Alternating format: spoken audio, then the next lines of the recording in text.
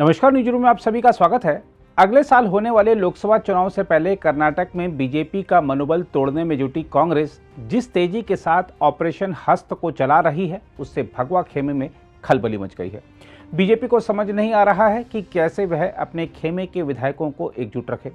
Party के वरिष्ठ नेता प्रयास तो काफ़ी कर रहे हैं, लेकिन असंतुष्टों का रुख बीजेपी की बेचैनी बढ़ाए हुए है। दरअसल बीजेपी के विधायकों को तोड़ने के अभियान के जरिए कांग्रेस एक तीर से कई निशाने साधना चाहती है।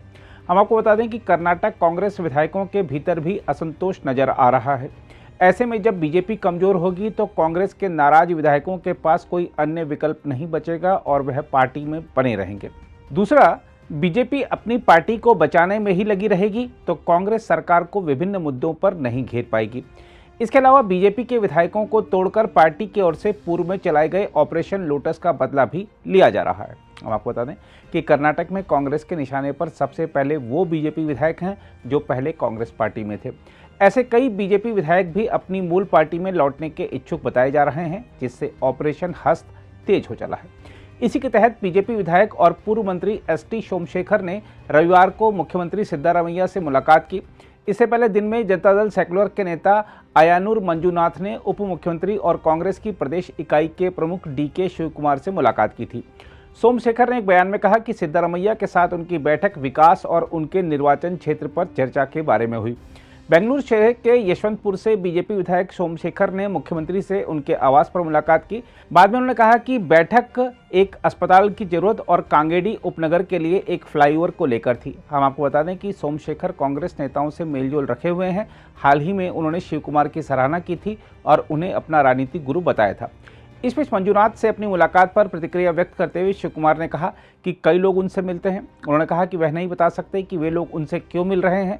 हम आपको बता दें कि ऑपरेशन हस्त शब्दावली को बीजेपी नेताओं और विधायकों को कांग्रेस के पाले में लाए जाने से जोड़कर देखा जा रहा है। हाथ कांग्रेस पार्टी का चुनाव चिन्ह है और ऑपरेशन हस्त को 2019 में बीजेपी द्वारा चलाए गए ऑपरेशन लोटस की जवाबी कार्रवाई बताया जाता है। हम आपको याद दिला दें कि 2019 में चले ऑपरेशन लोटस के समय कांग्रेस और जनता दल सेक्युलर के 17 विधायक बीजेपी में शामिल हो गए थे। ऑपरेशन लोटस के परिणाम स्वरूप ही कांग्रेस और जनता दल सेक्युलर की गठबंधन सरकार गिर गई थी।